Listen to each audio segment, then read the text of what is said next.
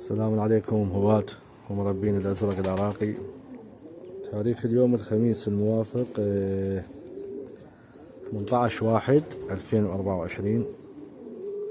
طبعا جينا قبل نص ساعة تقريبا للبيت.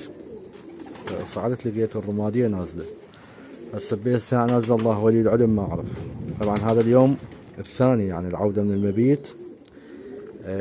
هي لحد اذان الظهر تقريبا قبل الاذان شفتها، اما بالساعة نازلة ما اعرف يشهد الله، لانه اكو فيديو توضيح الصبح صورته، قلت انا راح اطلع عندي يعني عندي التزام عمل وكذا، فرجعت قبل شوي لقيتها نازلة الطيارة. حاليا الساعة 4:15.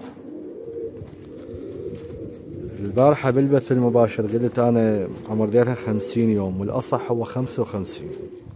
من راجعت السجل لقيتها 55. هاي حرق المضراق شوف شلون صاير، ليصة ليص.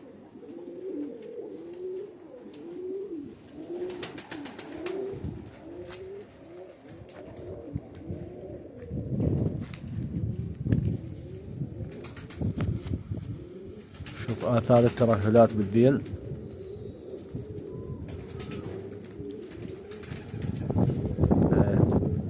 هاي راح نشلع كمريشة لإثبات الياباس.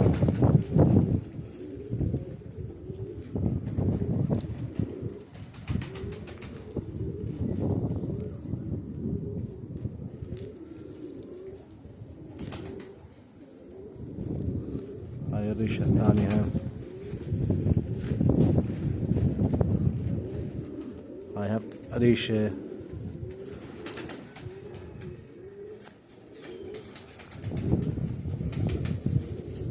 صايرات فحم.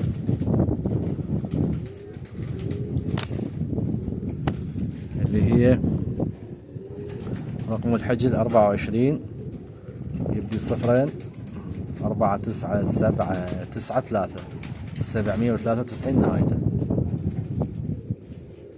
خطية حتى شوف رجليها شلون صايرة صابعها.